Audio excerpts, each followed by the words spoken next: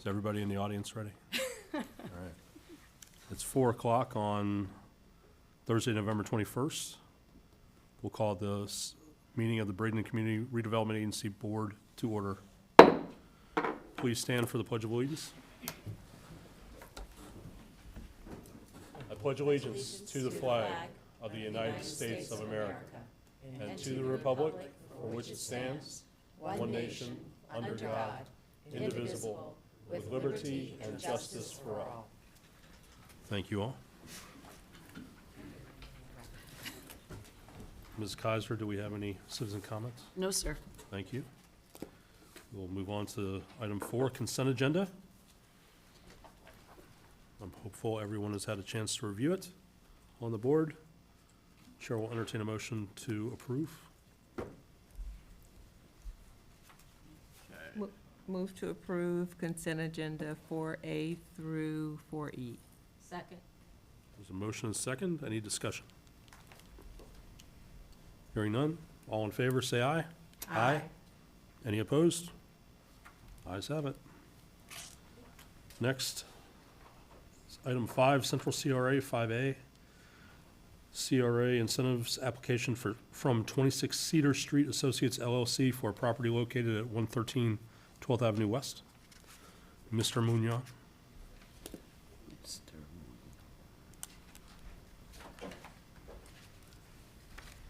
Good afternoon.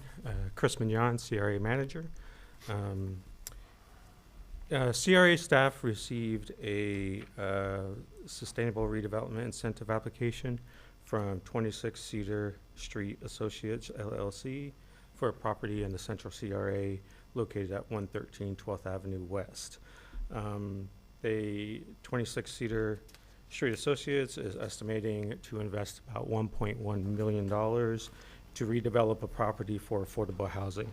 The redevelopment of the property includes the construction of a 4-unit multifamily building, and will be, for affordable. We have the incentive program, and just as a refresher, this is a approval of the application. Once the work has been done and completed, we ask for the applicant to provide a appraisal along with their C of O or C of certificate of completion, whatever it is. And then what we do is we take those numbers based on that appraisal. We rerun the analysis based on those numbers, because this is just an estimate. And then based on those numbers, we will also have an agreement that shows those numbers and, basically our responsibilities and terms for that agreement. So that's what it was here. We have the applicant here.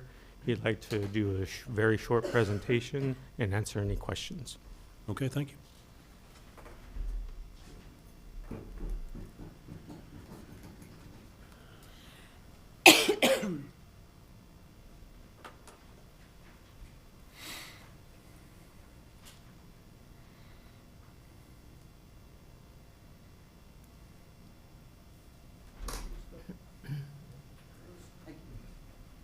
Hello, CRA. Pleasure to be in front of you again, not pertaining to Minnie Rogers, something a little different. Commercial Services Realty is managing this project, and I personally am actually leading in this division, I would say. The project is to convert single-family homes to 4 apartments, multifamily homes. The specific challenge in this project and that I find very interesting is that we are using the existing structure, not completely, but the foundation and the 4 walls and the existing structure, and elevating it to the 2nd story and making it 4 apartments. If I could stop you for just a moment, can you please introduce yourself for the record? I'm sorry, Peter Giadio from Commercial Services Realty. Thank you. Please continue. I have a couple of renderings that I made to show what the project would look like. If you can see the first page, that's the front of the building. You'll notice that the top floor is a little bit wider than the bottom, and that is the engineered secret to adding a second floor without tearing down the original building. There's additional foundation and piers that hold up the second floor trusses and such. I'm not an engineer myself, but that's how it's done. And then from the side of the building, 2 apartments on the bottom, 2 on the top floor. The entrances are in the front and rear. And just to give you an inside look, I thought this would be interesting. A floor layout of one of the apartments, they're all similar, is such, 3 bedrooms, all next to each other, and then the living space, kitchen, with 1 bath.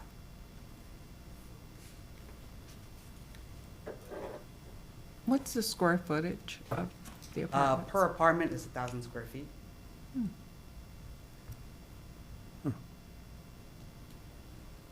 Any other questions?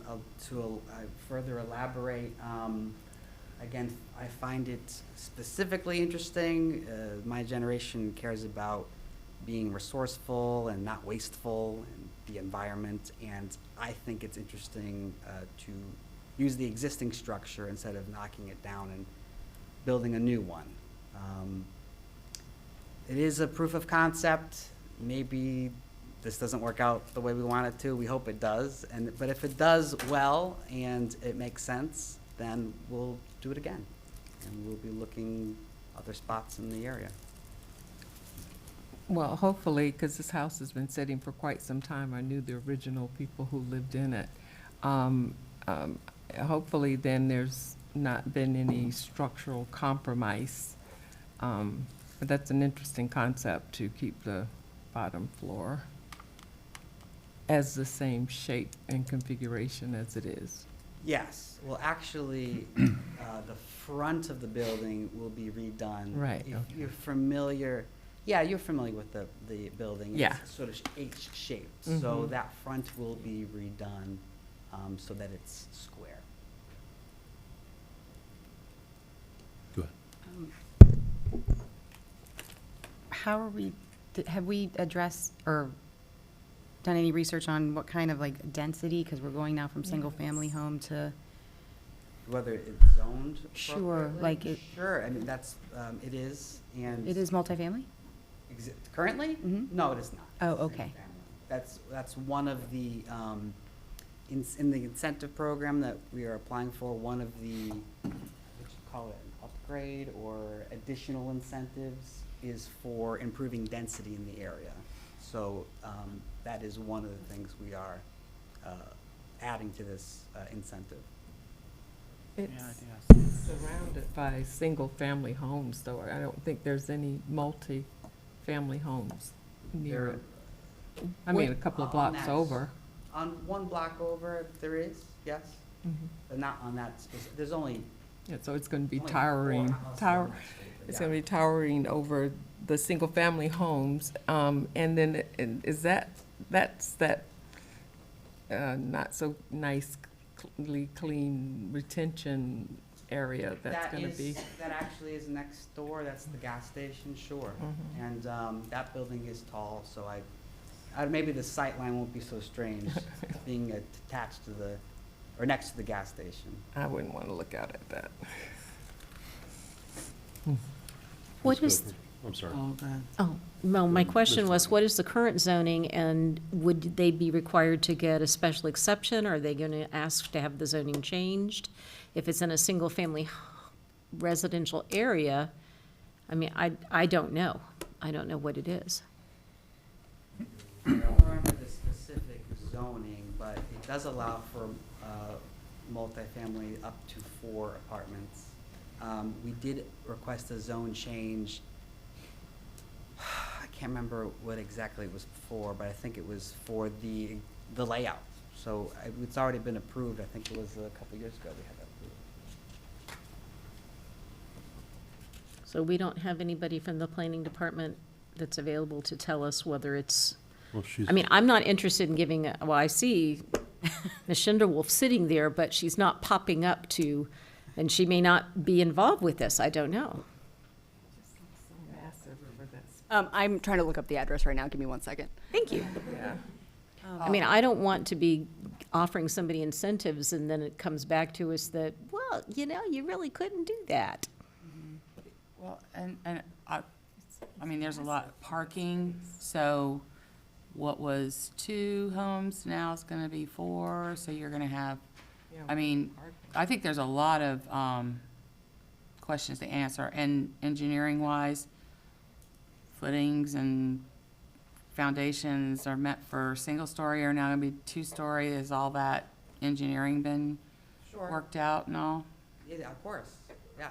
I only brought a couple of pages because I thought this was gonna be brief, but we have a stamped plan, and our general contractor is submitting the paperwork this week for the building permit. I'm sure it hasn't been submitted yet, but it'll be there shortly. Yes, Right. ma'am. I'm sorry. She raised her hand first, that's all right. What is the mechanism for keeping them affordable? The mechanism for keeping them affordable, we are selecting 80% of AMI in the area. We're becoming a landlord for Section 8 housing, and that voucher is our.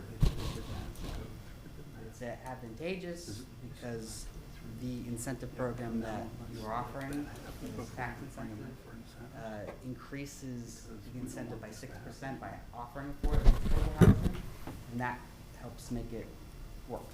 Okay. I wasn't Yes. sure. Is it going to be block, I mean, the structure, is it gonna be cement, I mean, what, The, or is it gonna be, no, yes, I believe wood. it's going to be block, and then the outside siding is as shown. It's, yeah, that's why I wanted to ask that. Sure. That looks massive for that area. Yeah.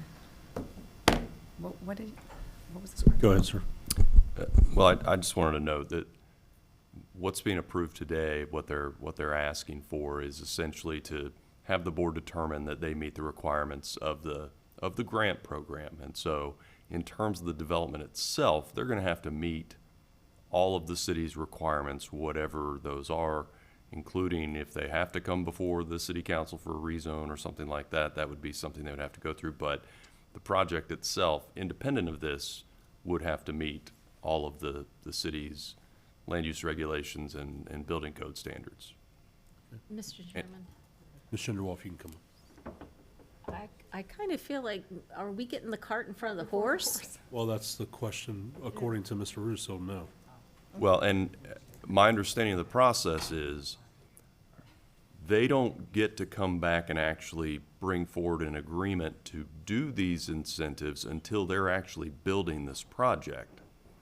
Right. And so right now is giving them the okay on the front end that says, okay, if you build this and you meet these program requirements that we have in this is the sustainable grant program, then we will give you the incentives at the end based on what the ultimate valuation of the building is. However, my question is this, if it has to be rezoned, or we have to do a special exception or some sort of variance, and the CRA board, which is made up of city council members, has given the approval of incentives, and then it comes to us as part of, when we're wearing our other hats as city council members, and we decide, I understand the concern. I would say you have not been presented with any information today to make a decision on any land use items.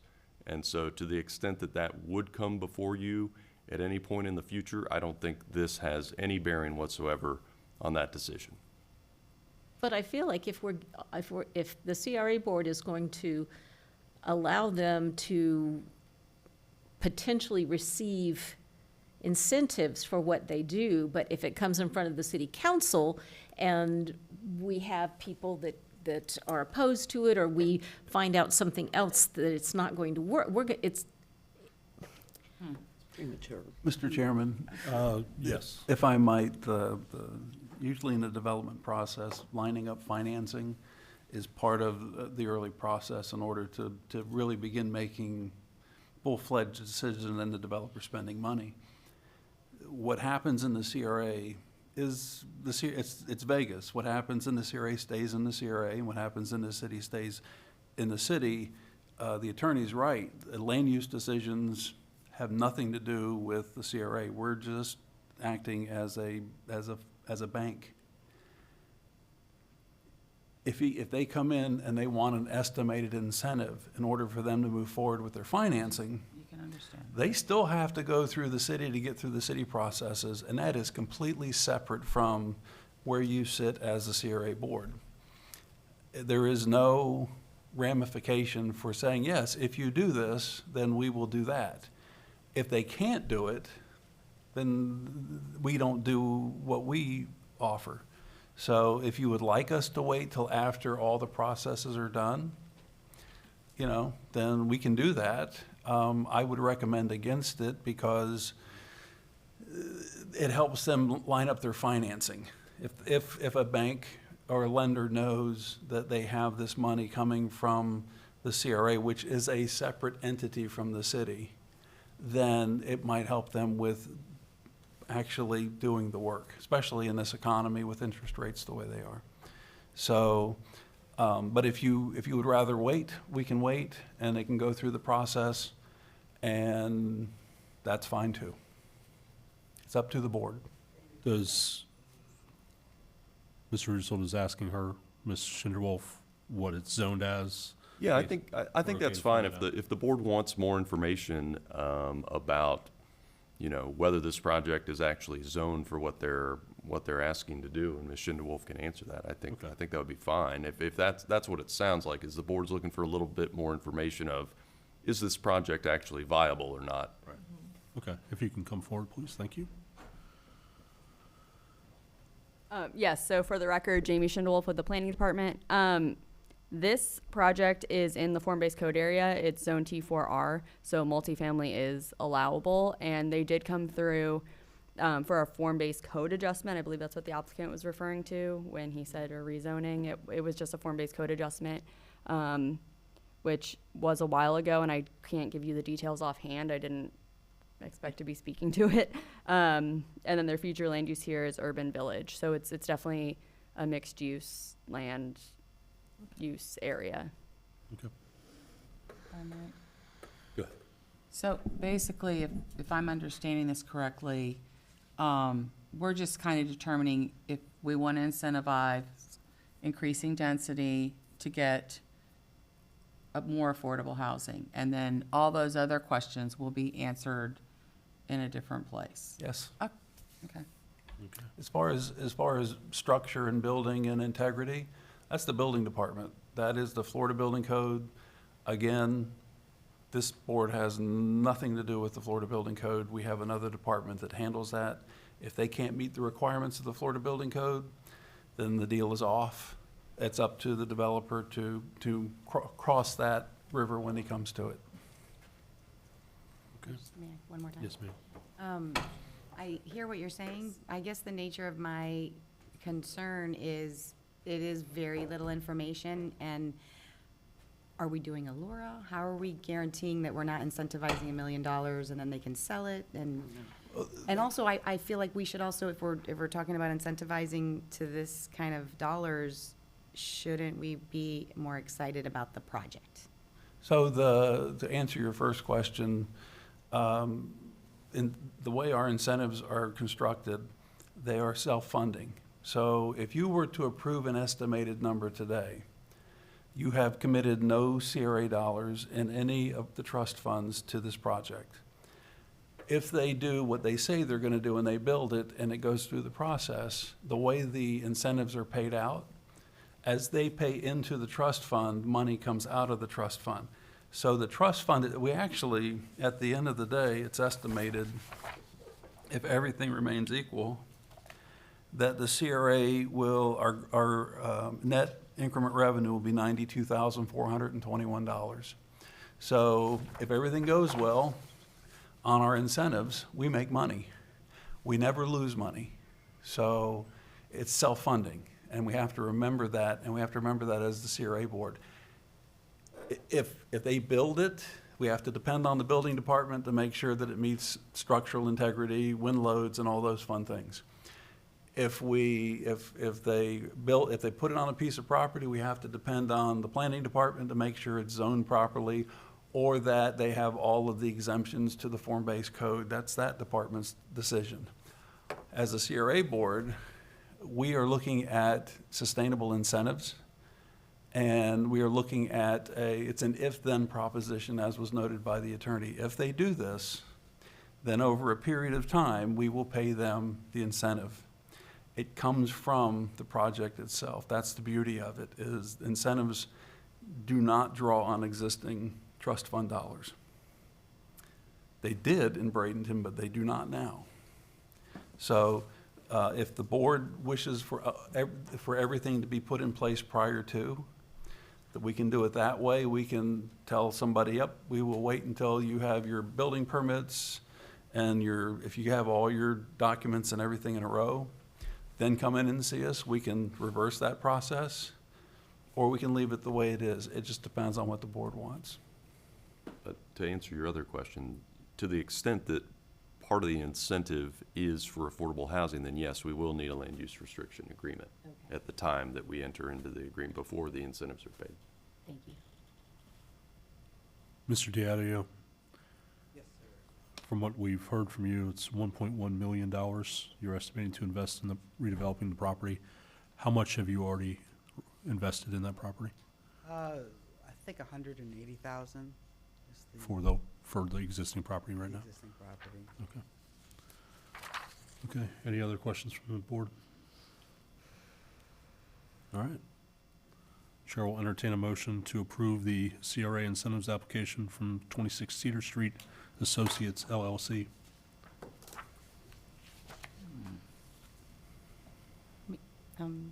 I will so move for the purposes of more discussion, if you don't mind. Second. Motion is second for purposes of more discussion.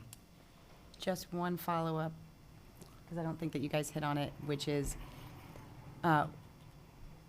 what is the law, what is the benefit, or, what's the analysis if what is presented so far doesn't give me enough to love what is being proposed? Can you Is my personal opinion about the nature of the project relevant to whether or not I am going to approve the incentive?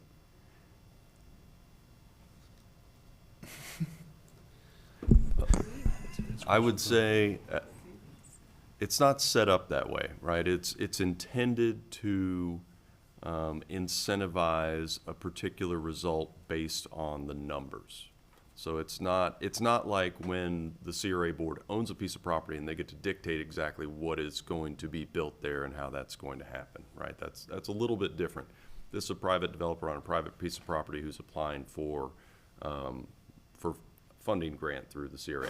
At the same time, ultimately, it is within the discretion of the CRA at the end of the day if they want to fund any particular application or not. So. And just remember, we incentivize what the city allows. So if there is a certain use that is allowed in a certain neighborhood, that's a land use decision, and the attorney will tell you right off the bat, land use decisions are made through a whole different process, not here.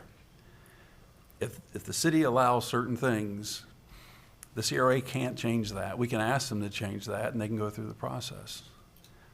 Same thing with the building code. We can't tell them to build over the building code unless we incentivize that, and if they decide they want to do it. Right now, the way the incentives are set up, we have a number of incentives for each of the CRA areas, and one of the ones in Central is affordable housing. And that is the one, it's a 6% additional payout over the 50% that we will pay once they begin the process of paying into the trust fund. So, and then they have a couple other smaller ones, but they could have chosen more incentives. If there are items in our incentives that we do not have that you want, we can amend the policy to include those.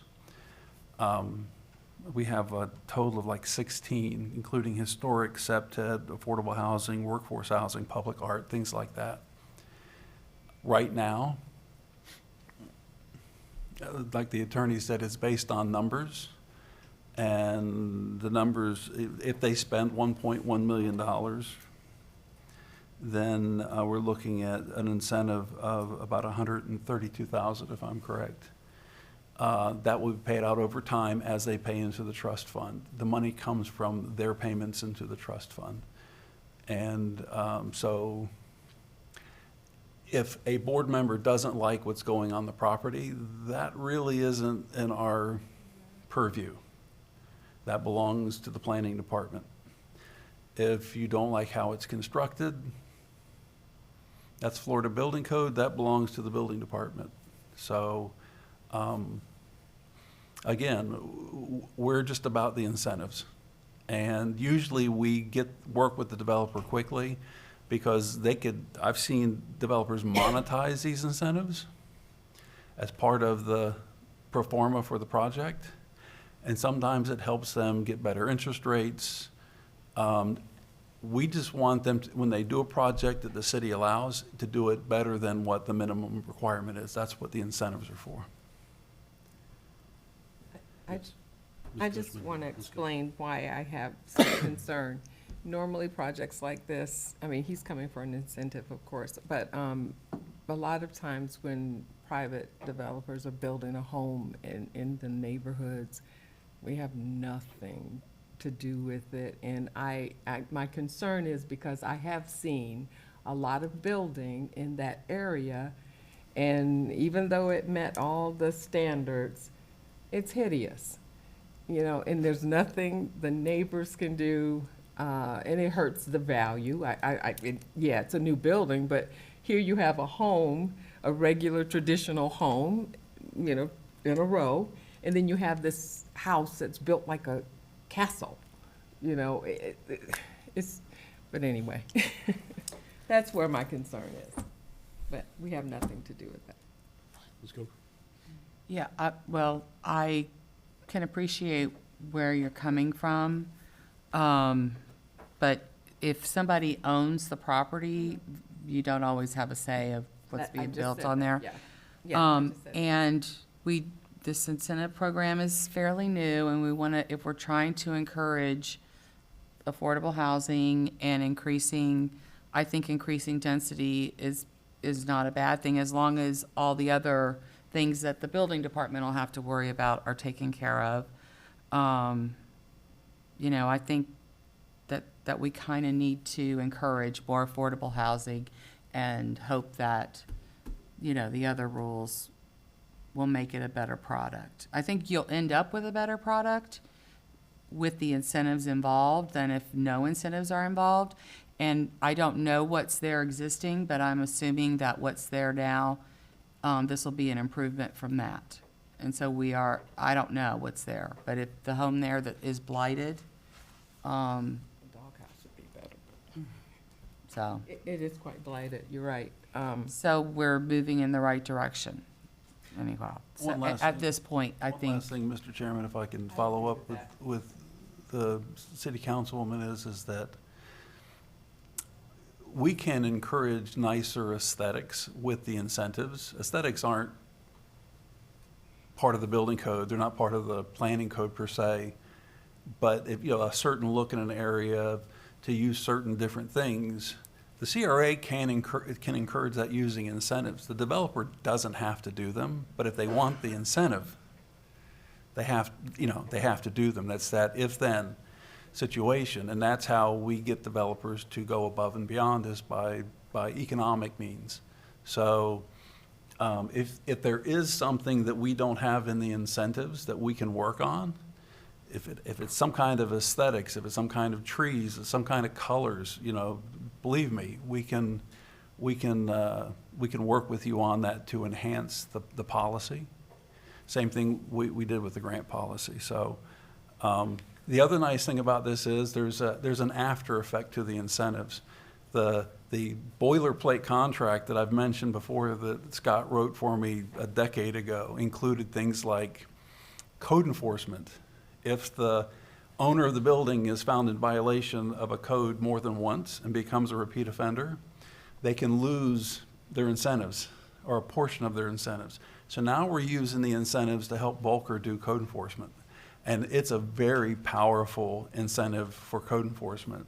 So those are some cool things that are trickle effects later on that come into play once the project is done.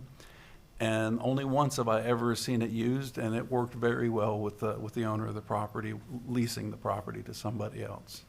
It got them on the phone, making the phone calls, you will clean up this property, because they didn't want to lose their money. And that's a good thing. It helps a lot. It's a lot easier than going in front of the magistrate and going through that process. So, and once Volker figures that out, he will happily use it, I'm sure. So we are trying our best to get as much out of our incentives as possible to benefit the CRA and the city. And again, if there's anything you want to add to it to incentivize, more than happy to sit down and do our best to figure it out with the attorney. Mrs. Barnaby? Thank you, Mr. Chairman. I kind of understand all that, but this is my one and only chance to probably say something, so I am concerned about parking. I'm concerned about how if you have a family that has a mother, a father, a teenage child, then in one apartment you can have 3 cars, and I'm not sure where you're going to put all that. So I don't need to know now, because we're discussing incentives. I'm just saying, should this come in front of me with another opportunity, there's going to be things like that I'm going to be looking at.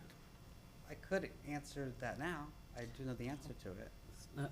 Please do. I- Please do. Okay. Wait, Mr. Rudisil, are we getting into more land use issues?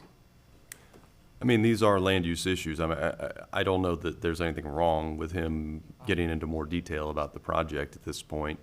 I mean, we don't have any indication at this point, and based on what Ms. Schindewolf has said, there's no indication that this is going to be coming before the city council at all, so.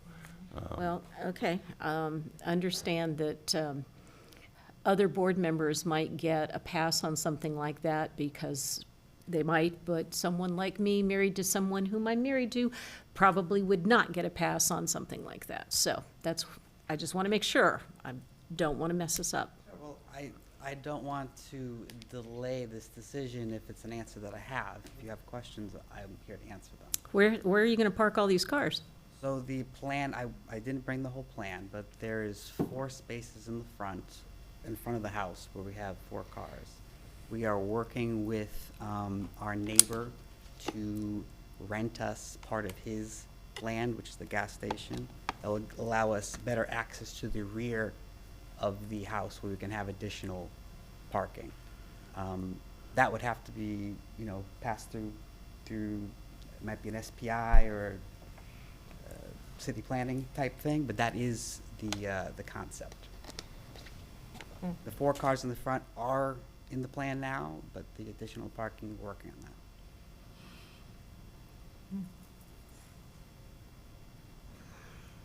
that. All right.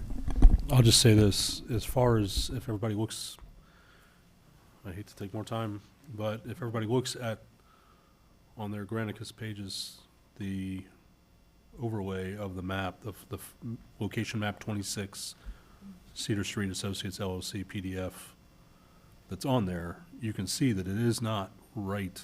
The existing footprint of the structure is set back almost as large, as big as the structure itself from the roadway. And if they're just building directly on top of what's existing, there's a sizable amount of space. I would dare say it's more than 4 spaces. You just would have to be creative about it. Yes. And I think we're encouraging you to be very creative. I don't know where you're gonna, unless you pave over a retention pond that surrounds that store, I don't think you're gonna be able to put anything from over there, but that's just me. But I just wanted to bring that part up. Sure. And I'm sure design features can be done that could have potentially parking in the back with a driveway on the side. That's just me. I've been around town for a while. I've seen all kinds of different structures that police have to respond to, Sadly. that has driveways in the back and parking in the back. It's a long property. It's 140. Exactly. That's right. For And the building itself was deeper than I thought it was, but it's still, there's about equidistance on both sides. And you're not in a place where it looks like there's gonna be a lot of yard space. So, any other questions? Any other debate amongst ourselves? We'll have a nice park nearby. That's very true, right across the street. Okay. There's a motion and a second on the floor. Any further discussion? Hearing none, we'll start the vote with Ms. Coker. Yes. Mrs. Barnaby? Don't let me down. Yes. I'm sorry, I'll go next. Yes from me. Mrs. Moore? Yes. Ms. Coachman? Yes. Yes. Thank you. Passes 5-0. Thank you very much, sir. Thank you.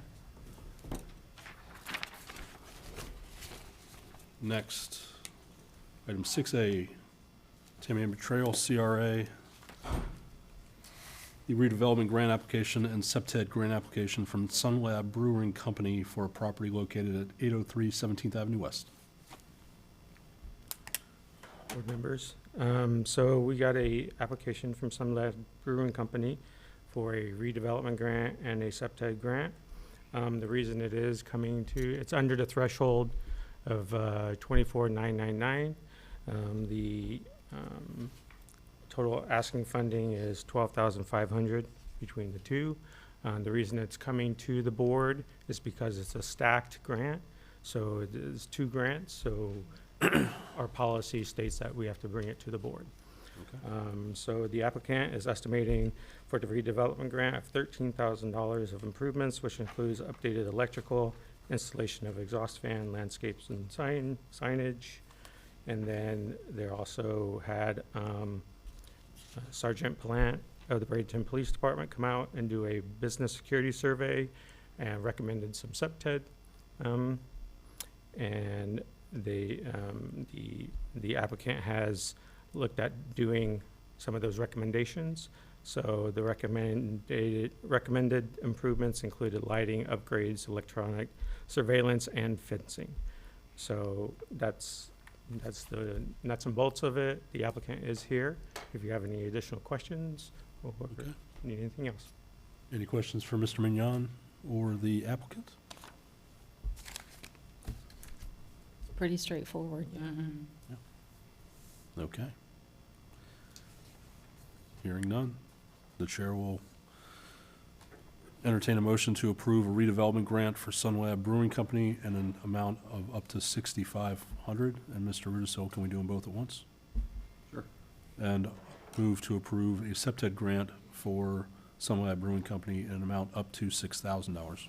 So move. There's a motion Second. and a second. Any further discussion? Hearing none. All in favor, say aye. Aye. Any opposed? Ayes have it. Okay, Thank you. thank you, thank you. Other discussion, new business? The only thing we need to discuss is the calendar for the next year, and in particular, when we set it up for approval in the next meeting, does the board wish to stay with the Thursday at 4 o'clock? Do you wish to do some type of modification so that it can be a time certain on Wednesday to line up with the city council meeting? There are times, I will tell you, that our meetings have such, minutes on them and not much more, that they can go very fast, and I hate bringing the board in for a second day if I don't have to. So your thoughts on, if we were to do something with the city council, we would do a time certain, we wouldn't draw it out. And if the city council meeting ran to a certain point, it may stop, have the the CRA board meeting, and then resume the city council meeting. That way, you're not 15 minutes in the morning and then 15 minutes in the afternoon. We would try and work with the city to combine them. So I know last year there were 2 primary issues, well, there were 3, me too. But Ms. Coachman had other obligations, Ms. Coker had familial obligations. Well, So, and but I beyond just- that, on the there were several times where we would have these meetings, we'd have a break, and then we'd go to a long meeting, and I just didn't feel like we were as effective. It was like, let's just get through this, and maybe just in those times, I just think it was very, it was just too much to have all at once. And we had a lot of those. Yeah. And that was before Jeff was here, maybe things are different now. Before I was here too. There, may I? Yes, absolutely. There was a time when our council meetings were going 5 hours, 6 hours, but that changed. And we pretty much, our meetings are, sometimes lengthy, but not drawing into like the CRA previous certain time. So I personally or professionally, I don't think it would be such a long day now if we went back to the same day. I mean, can't always guarantee. I see the mayor. Honorable Gina Brown, Mayor, please come forward and speak. Mr. Chairman, thank you for allowing me You. to speak. If you What's your did- name and Gene your- Brown, I recognize. Mayor, City of I had to do Bradenton. it. My residency is in Bradenton. Mr. Chairman and CRA Committee, Council, Board, CRA Board. If it would work out better on the same day, and that's what you wanted, and we wanted to do a time certain, and we took a break in between, a recess for the council meeting, I think I could probably convince the council members that, if you did time certain at 11, that would work, and you could do your CRA meeting, and we could come back and then, bring the council meeting back in. That has been done in the past, and it worked at times. And a lot of times we were done with our council meeting, and you just had to wait a little while till your time certain, and we can look at that. So that would be something I think would be okay with my standpoint. Mr. Chairman, Yes, ma'am. one of the things that was important to me was to make sure that we had our meetings noticed at a specific time, and it was always at that specific time, so that community members and business owners would know that.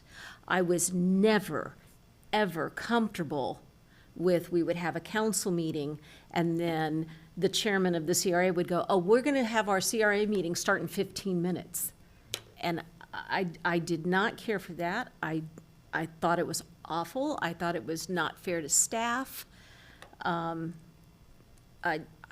am much more comfortable if we have a specific day and a specific time that people can count on. Because consistency is something that is very important in effective leadership. Thank you.